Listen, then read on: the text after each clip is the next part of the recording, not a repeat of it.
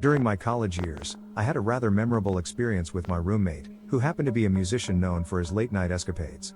He frequently returned home after midnight, usually around 3 or 4 in the morning. Our room was conveniently situated in a straight line from the front door through the kitchen, making it easy for him to come and go.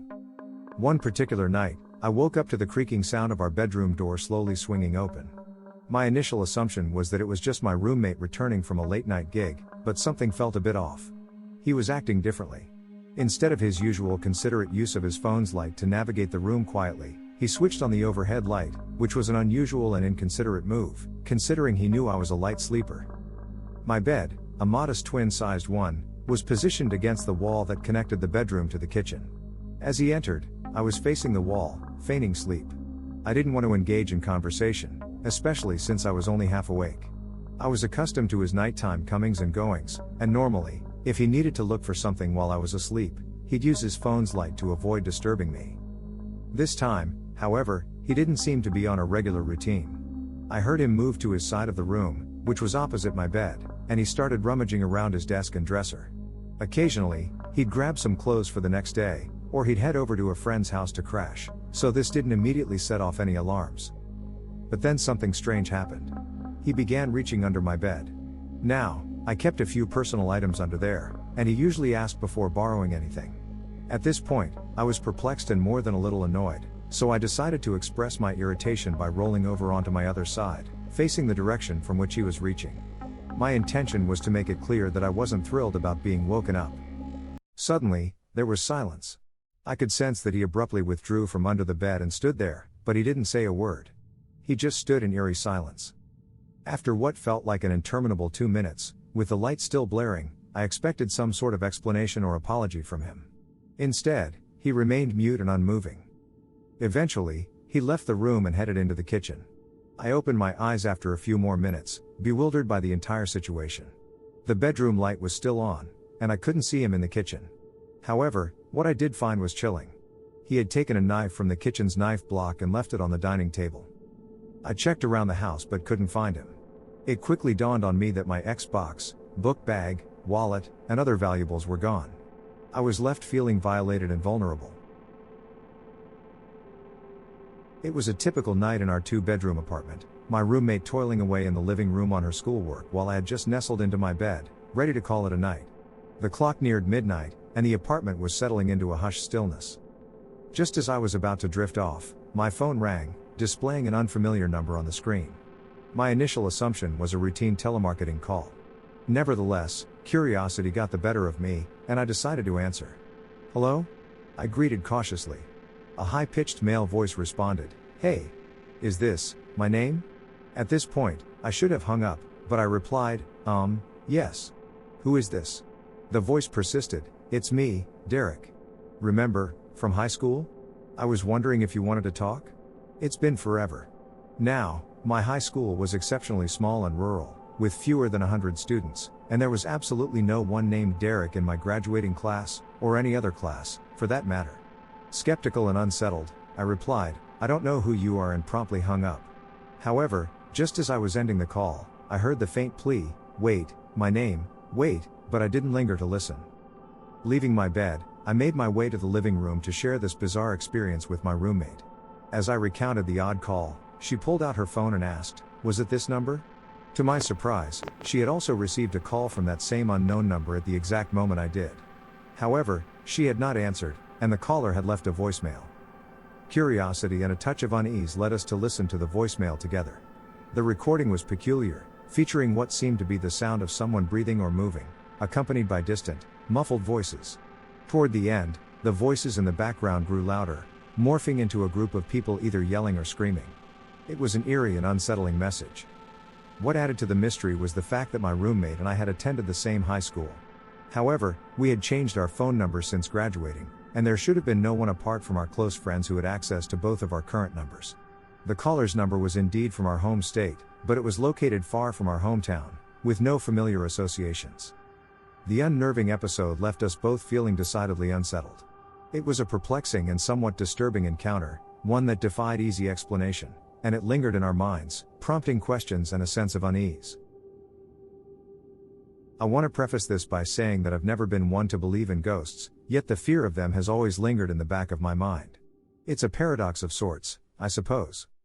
Our old house had a basement, and for a period, my cousin lived with us due to his struggles with addiction. He'd been on the path to recovery but eventually relapsed. During his stay, he made the basement his living space, complete with an Xbox and all the amenities. I'd always wanted to spend the night down there, but I didn't want to intrude on his college schedule or be a nuisance. When my cousin finally moved out, taking his Xbox with him, I decided it was my turn to conquer the basement. I longed to sleep down there, but fear held me back. However, my sister offered to join me for a few nights, providing some much-needed comfort as we navigated the unfamiliar territory. Her presence made it a bit less eerie, and we persisted for about a week, gradually easing into the experience. After those initial nights of companionship, I began to feel more at ease down in the basement on my own. The initial fear had subsided, and I was starting to enjoy the solitude. Then came the night that shook me to my core. I woke up, drenched in an inexplicable terror, my heart racing. It felt like an encounter with sheer dread, as if something ominous loomed in the darkness. And then, before my eyes, I started to see them, about 10 shadowy figures emerging from the staircase, running toward me. They were nothing more than eerie silhouettes, their intentions veiled in obscurity. I felt paralyzed with fear. In that moment of sheer panic, I screamed at the top of my lungs, as if my life depended on it. I was in such a state of terror that it felt as if I had momentarily strained my voice. My cries for help were desperate, piercing the stillness of the night as I called for my mom, my dad, my sister, anyone who could rescue me from this inexplicable nightmare. I remember crying uncontrollably. The next day, I awoke, my heart still pounding from the previous night's ordeal. In a rush of adrenaline, I ran upstairs to find my mom and immediately inquired if she had heard me screaming. To my surprise, she responded that she hadn't heard a thing. My dad had already left for work by then, so he couldn't offer any insight. As I reflect on that bewildering night, I can only come up with a few possible explanations. It could have been an encounter with ghosts or supernatural entities, a notion I'm naturally skeptical of. Another possibility is sleep paralysis, a condition that can result in vivid, terrifying hallucinations. The final explanation that comes to mind is that I might have been simply overexhausted or overtired, leading my mind to play tricks on me in that eerie, dimly lit basement. I'm not a smoker, and very few of my friends are, but for some reason, I keep a few ashtrays at home, just in case. About a year ago, I had a peculiar and unsettling experience involving one of those ashtrays. I had been searching for some papers, and during my quest, I came across one of these ashtrays stashed in a cupboard. To my surprise, it was entirely empty and impeccably clean. Instead of returning it to its rightful place, I casually placed it on the kitchen table and headed out to tackle some repair work in the garage. Little did I know that this seemingly innocuous decision would lead to a bizarre turn of events. An hour later, I returned to the house. To my astonishment, the ashtray that had been clean and empty was now inexplicably filled with cigarette ash, with no cigarette butts in sight. A faint scent of cigarette smoke lingered in the house, not as strong as one might expect considering the quantity of ash. What puzzled me most was that the ashtray had been unquestionably pristine when I initially placed it on the kitchen table. Intrigued and somewhat disturbed, I grabbed a kitchen knife and cautiously combed through the entire house, examining every nook and cranny.